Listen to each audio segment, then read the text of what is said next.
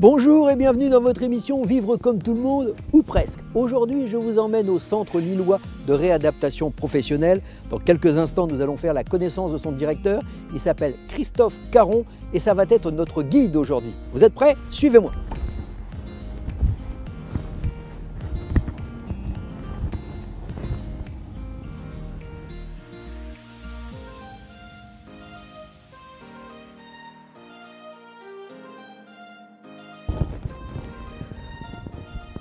Monsieur Caron, bonjour et merci de nous accueillir ici à Lille dans votre établissement. Je vous laisse donc nous expliquer ce qu'est cet établissement. Bonjour et soyez bienvenus, donc Christophe Caron, bienvenue au Centre lillois de réadaptation professionnelle. Le Centre lillois, c'est à la fois un établissement et service de réadaptation professionnelle et un établissement et service de préorientation professionnelle. On a également une unité d'évaluation et d'accompagnement pour des personnes cérébro-lésées.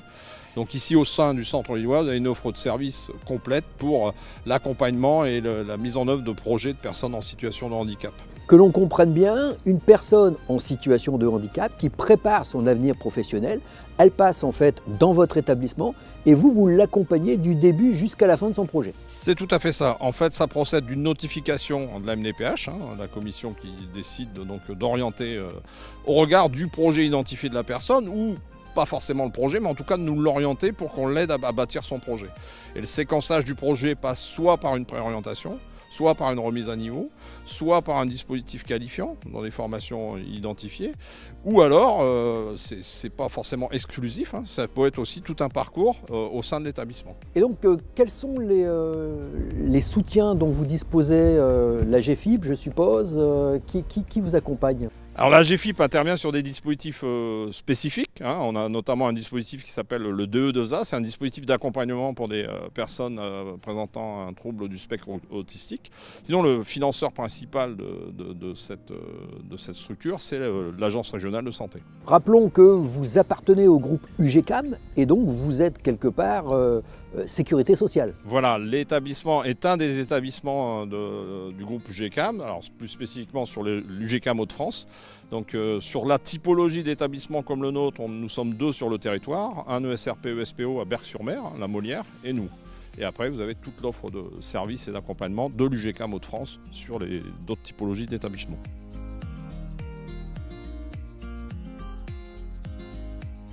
Si vous êtes d'accord, on va profiter du beau soleil pour faire une petite visite. Eh bien, on y va tout de suite, oui. Alors, allons-y.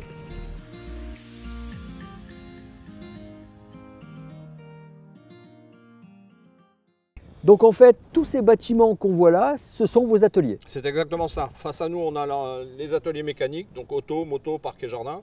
Et ici, sur votre droite, vous avez les bâtiments qui concernent la préorientation. Donc on va s'y diriger d'ailleurs.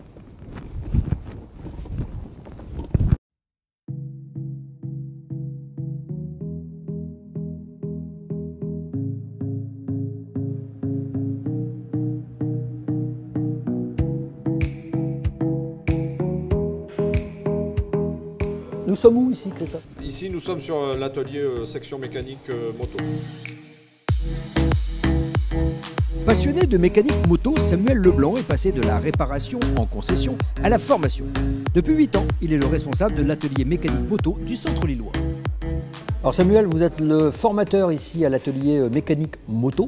Qu'est-ce que c'est toutes ces motos alors ici?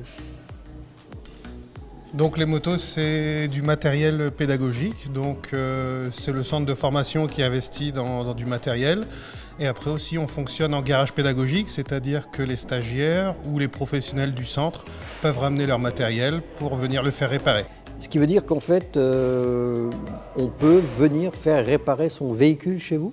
Oui, tout à fait. En fait, on essaye au maximum de représenter la vie dans un atelier mécanique. Donc pour ça, on fonctionne en garage pédagogique, donc les professionnels et les stagiaires peuvent venir ramener leur matériel. Donc ils viennent avec leurs pièces, donc au début ils ramènent leur matériel, on fait le tour du véhicule pour savoir les différentes pièces à commander.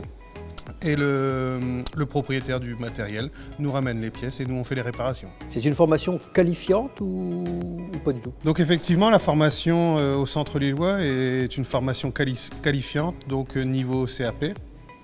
Sur une durée de 14 mois. Donc c'est une formation C'est exactement la même formation qu'on dispense dans des centres AFPA. Ils sont combien là vos stagiaires sur cet atelier? Donc nous on fonctionne en entrée décalée, donc c'est-à-dire qu'on a 2 groupes de 6 personnes tous les 7 mois à peu près.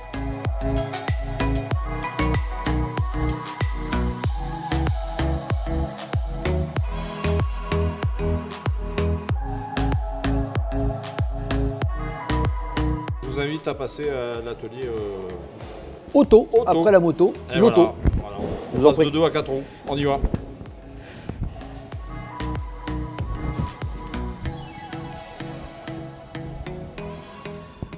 Alors Christophe, après les 2 roues, les 4 roues. Alors tout à fait, ici nous sommes sur la section automobile avec 2 titres, hein, mécanicien et technicien automobile.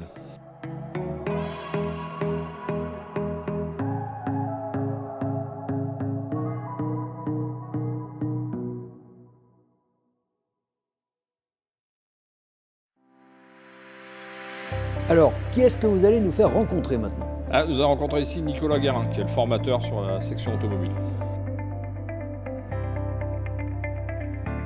Nicolas, il consiste en quoi alors votre atelier?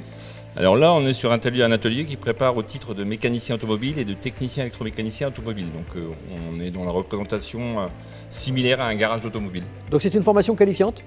C'est une formation qualifiante, et même 2 formations qualifiantes, formation de niveau 3 et de niveau 4. Donc cet atelier comprend combien de stagiaires? Alors c'est un atelier dans lequel on peut mettre jusqu'à 12 à 13 stagiaires.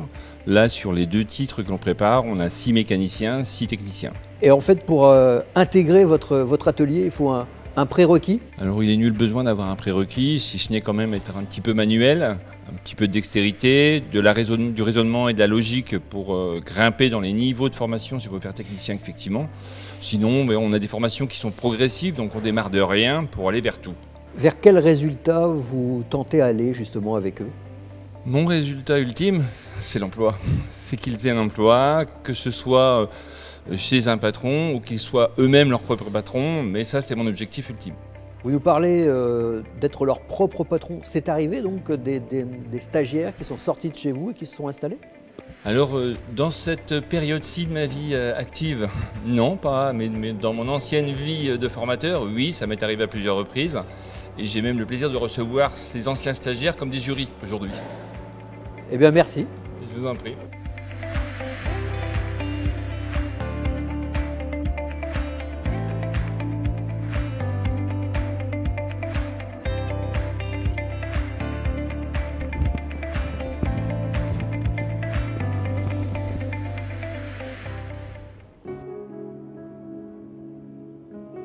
Donc Emmanuel, quelle est votre activité? Donc notre activité en remise à niveau, c'est d'accompagner donc nos bénéficiaires à avoir tous les prérequis avant une entrée en formation qualifiante. Donc vos bénéficiaires, ils sont là pour une durée de combien de temps? Donc la durée peut varier donc de 3 à 6 mois, c'est généralement ce qu'on peut voir sur les notifications MDPH. Et donc en fait, je suppose qu'il y a une évaluation qui est faite. Donc dès leur entrée, effectivement, ils font une évaluation, ce qui permet donc de les positionner et pour nous d'adapter donc le contenu de la formation. Et en fin de remise à niveau, donc de 3 à 6 mois, il y a effectivement une évaluation, ce qui permet de voir l'évolution du bénéficiaire. Mais sinon, tout le reste de la formation, c'est du contrôle continu. Alors qu'est-ce qu'on vous apprend ici? Un peu de tout, que ce soit des maths ou du français, ou de la compétence transverse qu'on appelle ici, donc tout ce qui est informatique, pour voir évoluer par rapport au niveau où on en est maintenant, vu qu'on, pour certaines personnes comme moi, je suis sorti depuis le temps du cursus scolaire. Donc ça nous permet de remettre un bon niveau avant de rentrer en formation. Vous avez constaté une amélioration? Oui, tout à fait, oui, bien sûr. Hein. C'est vrai qu'il y a des choses qu'on a perdues parce qu'on ne s'en servait pas en travaillant dans le travail qu'on avait avant. Est-ce que ça vous a aidé à reprendre confiance en vous? Oui, quand même. Oui.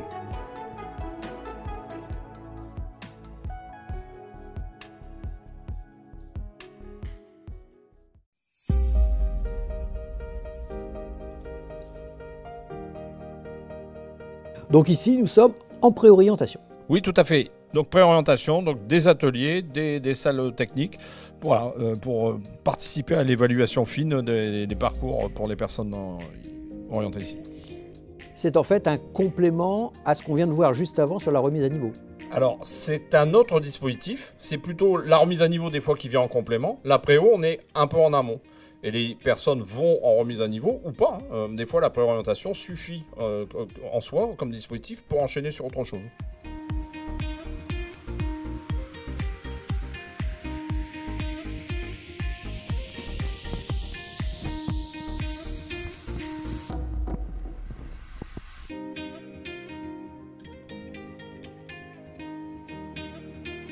Monsieur Caron, merci pour cette visite. Ça nous a permis en fait de découvrir un petit peu l'ensemble de vos activités et de vos établissements. Et je crois que vous avez aussi des activités en extérieur. Tout à fait. On a aussi des actions hors les murs, donc sur le principe de la formation accompagnée, deux types d'actions. Un partenariat avec Santélis sur une action d'élèves infirmiers, donc en situation de handicap. L'IFSI délivre la formation et nous on vient apporter l'appui médico-psychosocial. Et une autre action qui est à destination des agents de la fonction publique hospitalière sur des actions de reconversion qui s'appelle Recopro. Voilà. Eh bien, merci encore. Eh bien, merci de votre visite et puis à une prochaine j'espère. Il suffit tout simplement d'être bien encadré, d'être bien formé, d'être bien conseillé et on peut vivre comme tout le monde ou presque. Voilà, cette émission est à présent terminée. On se retrouve nous la semaine prochaine sur WEO.